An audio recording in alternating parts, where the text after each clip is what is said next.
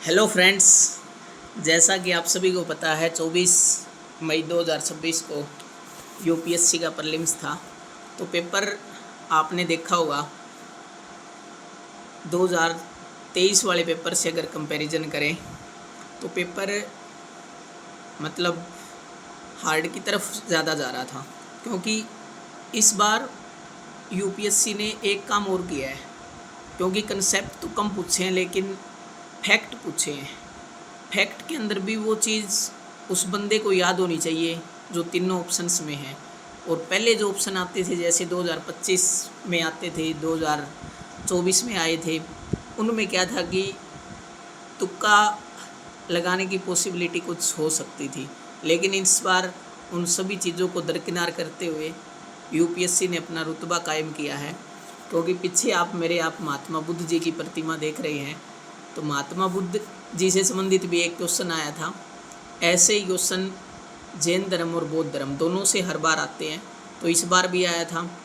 और सबसे बड़ी बात ये रही कि इस पेपर का सॉल्यूशन, अगर कोई भी कोचिंग इंस्टीट्यूट ये क्लेम करे कि हमने एक्यूरेट आंसर की दी है, मतलब हमारा जीएस का पेपर 11:30 बजे समाप्त हुआ और उसके बाद 5 बजे सभी कोचिंग वाले लाइव आए। उन्होंने पेपर को 5-6 घंटे के अंदर सोल्व किया है। तो एक एक क्वेश्चन के 3-3 आंसर, उनसे भी वो सोल्व नहीं हो रहा था 5-6 घंटे में भी। और आप किसी भी कोचिंग इंस्टीट्यूट की आंसर की मिला के देख लेना, कम से कम मैं बता रहा हूँ आपको 1/5 यानी कम से कम 20 क्वेश्चन। क्योंकि 2023 वाले में कई कोचिंग इंस्टीट्यूट के कम से कम 30-30 क्वेश्चन गलत थे। जो टॉप इंस्टीट्यूट हैं इंडिया के, उनकी बात कर रहा हूँ मैं। देख लेना आप किसी भी कोचिंग इंस्टीट्यूट की। तो निराश बिल्कुल मत होना है। निराश होने से हो भी क्या जाएगा। जीवन में अगर आप तैयारी कर रहे हो तो आपको मैं एक बात बोलना चाहूँगा, आप हंस लो, रो लो, कुछ भी कर लो, लेकिन अंत में अगर सिलेक्शन लेना है तो पढ़ना ही पड़ेगा। इसलिए उससे बेहतर ये है कि अभी पढ़ाई शुरू कर दी जाए।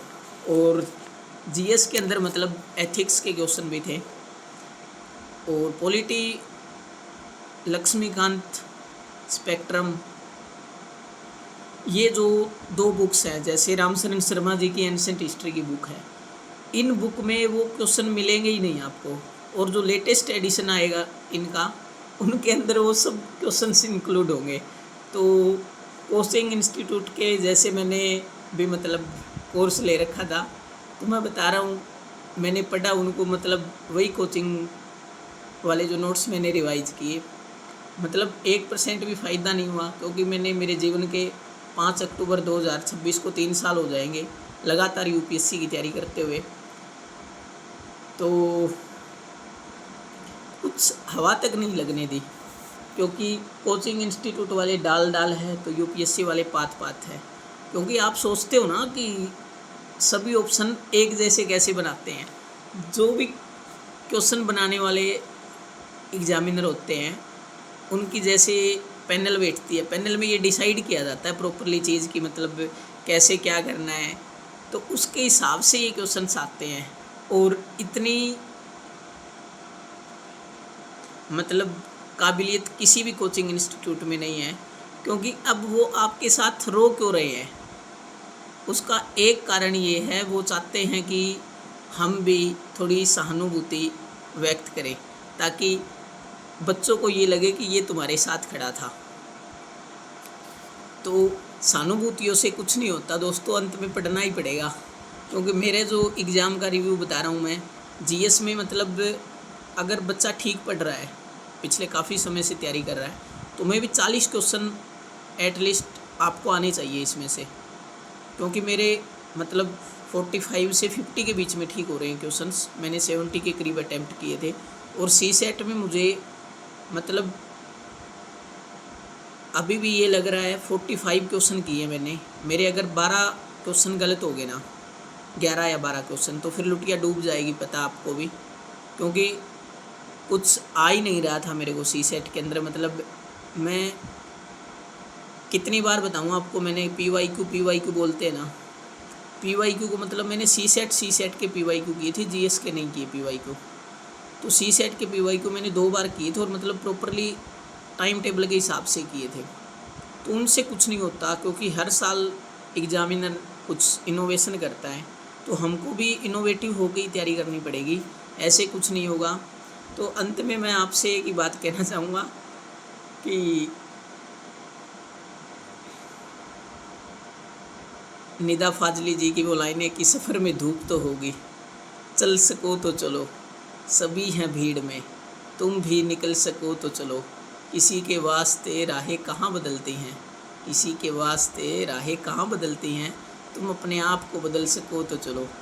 अगर आप बदलना चाहते हो अपने आप को, तो भाई यूपीएससी की तैयारी करने से पहले जिनके पास पैसा नहीं है उनको एक बात बोलना चाहूँगा, साथ में मास्टर डिग्री कर लो और नेट जेआरएफ, क्योंकि अगर आपका जेआरएफ हो जाता है तो आप पीएचडी की तरफ जा सकते हैं, तो वहाँ से आपको एक सोर्स ऑफ इनकम भी हो जाएगा और आप तैयारी भी आराम से कर सकते हैं। मतलब एक ऑप्शन ज़रूरी नहीं है कि मतलब अल्टरनेट रखना, लेकिन मैं मानता हूँ जिन बच्चों को ज़रूरत है, मैं तो कहता हूँ सभी को रखना चाहिए भाई। जो टॉपर्स होते वो झूठ बोलते हैं अंत में कि मैंने कोई अल्टरनेट नहीं रखा, एक रखा, एक से मेरा हो गया, कुछ नहीं होता भाई, सब के सब झूठे होते हैं। आपको पता है एग्ज़ाम देने के बाद किसी के मुंह से ये नहीं निकलती कि मैंने कर दिया या मैं कर दूंगा, नहीं कर सकता भाई कोई, मैं तो नहीं कर सकता भाई, अपना मैं मानता हूँ, क्योंकि मैंने बीच में 5 साल स्टडी छोड़ के फिर तैयारी शुरू की थी। तो अभी जो तैयारी कर रहा हूँ मैं, तो मेरे को लग रहा है कि मतलब मैं एक अटैम्प्ट और दूंगा मेरा पूरी शिद्दत से, उसी के बीच में मैं जैसे पढ़ाना शुरू कर दूंगा। तो आप भी अगर आपके पास थोड़ा ज्ञान है, अच्छा ज्ञान है, तो आप ज़रूर इन चीज़ों की कोशिश करना, क्योंकि कोशिश करते हुए चीज़ें मिल जाएंगी, ये नहीं है।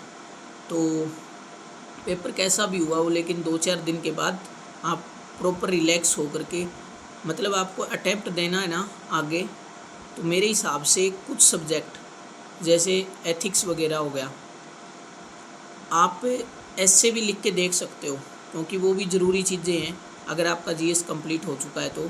बाकी लक्ष्मीकांत और ये जो चीज़ बुक्स हैं, ये मतलब प्रासंगिक नहीं रही अब, क्योंकि मेरा पीएसआईआर ऑप्शनल है, तो मेरे को भी यही लगा था कि मैं मतलब पॉलिटी के क्वेश्चन अच्छे से कर दूंगा, लेकिन नहीं हो पाते भाई। किसी का अगर हिस्ट्री वाले बंदे का हिस्ट्री ऑप्शनल है, उसके 21 क्वेश्चन आए हैं, तो वो 21 के 21 क्वेश्चन नहीं कर सकता भाई, नहीं होंगे, क्योंकि उसमें से भी मेरे हिसाब से 15 क्वेश्चन जोर मार के ठीक कर पाया होगा वो, ऐसा सिस्टम है। तो आप भी मतलब अपने हिसाब से देखना कि मतलब सब कुछ एक ही चीज़ को मत मानो कि जीवन में बहुत आगे जाओगे आप, क्योंकि दुनिया में उन चुनिंदा लोगों में जिन्होंने यूपीएससी का सोचा है। तो मैं कह रहा हूँ कि दुनिया में किसी को धोखा दे लेना, लेकिन अपने आप से कभी झूठ मत बोलना कि तुम जो कर रहे हो सही कर रहे हो। लेकिन एग्जामिनर का पूछना ये काम है, कोचिंग वाले तो अब चिल्लाएंगे भाई, क्योंकि इनकी कोचिंग से कुछ आता तो है नहीं। आपको ये चीज़ रियलाइज़ करनी ही पड़ेगी अंत में कि खुद से पढ़ोगे तो बहुत आगे बढ़ोगे, और ये चीज़ें पढ़ोगे ना तभी बात बनेगी, ऐसे कुछ नहीं होगा। मैं मानता हूँ मेंस के लिए हम आंसर राइटिंग एवेलुएशन के लिए जा सकते हैं, कोई दिक्कत नहीं, लेकिन परी के लिए भाई खुद को तपना पड़ेगा अगर खुद को आगे बढ़ाना है, तो वरना कुछ नहीं होगा। बाकी तो आप पढ़ते रहिए, हंसते रहिए, मुस्कुराते रहिए, जीवन में इसी का नाम है, कभी गिरेंगे, कभी लड़ेंगे, कभी थकेंगे, कभी हारेंगे।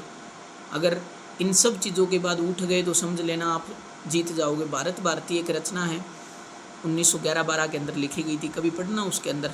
जिस इंसान की उन्नति होती है उसकी एक बार उन्नति होती है, लेकिन फिर से उन्नति की राह पर वो चल पड़ता है। तो आपको भी मतलब मैं तो ये मानूंगा कि पढ़ते रहना है, पॉजिटिव रहना है। नेगेटिव सोचोगे तो कुछ नहीं होगा जीवन में, नकारात्मकता के अलावा कुछ नहीं आएगा। पॉजिटिव सोचो हमेशा, जीवन में ये नहीं है कि ये हो जाएगा वो हो जाएगा, कुछ नहीं होगा भाई जीवन में। जीवन संघर्ष है हमारा, संघर्ष की दास्तां ये सुनानी भी आपको कि मैं उस अटेम्प्ट में फेल हो गया था, क्वेश्चन पेपर ऐसा आ गया था। तो खुद के ऊपर भरोसा रखिए, जीवन में बहुत आगे बढ़ जाओगे। दूसरों के पैरों के सहारे चलोगे ना तो कुछ हासिल नहीं होगा जीवन में। इसलिए पेपर देखो मेरे पास भी है, ये मेरा सी सेट था, जैसे सी वो था, तो मेरे वाले में जैसे जीएस के पेपर में पहले ये ईवीएस वगैरह के क्वेश्चंस थे। पहला करंट अफेयर का था, जैसे ज्वालामुखी वाला क्वेश्चन हमने पढ़ा था, मराठा मिलिट्री लैंडस्केप, भारत वाली यूनेस्को की धरोहर, लेकिन उन्होंने पूछा है वहाँ का इक्वाडोर का। तो फिर मतलब पढ़ते रहो भाई, मैं तो यही बोलूँगा आपसे, कुछ नहीं होगा 2 दिन रोने से, कुछ भी कर लो। अगर आपको जीवन में पढ़ना है ना तो हंस लो, रो लो, कुछ भी कर लो, लेकिन अंत में हंसते हुए पढ़ना ही पड़ेगा। इसलिए भाई पढ़ते रहो। मेरी सहानुभूति खुद के साथ साथ आप लोगों के साथ भी है। अगर आपको पसंद आएगी वीडियो तो ऐसे ही और बनाते रहेंगे भाई। हंसते रहना जीवन में ज़रूरी है, क्योंकि मेरा चेहरा हमेशा हंसमुख रहता है, मैं कभी उदास होता ही नहीं हूँ, क्योंकि जीवन में कुछ साथ नहीं जाना भाई, हंसते रहो। चलो ठीक है, अगले साल फिर जी लगा के मेहनत करना, अपने आप को कोसना, किसी और को कोसने से अच्छा है खुद के अंदर देखो। हमारे अंदर बुराई है, अगले में थोड़ी है। क्योंकि हम यूपीएससी मानती यही है कि आप 40 से 45 क्वेश्चन ठीक करो, अगर आपको एक्यूरेट आते तो वो ठीक करो, आप परिपास कर जाओगे।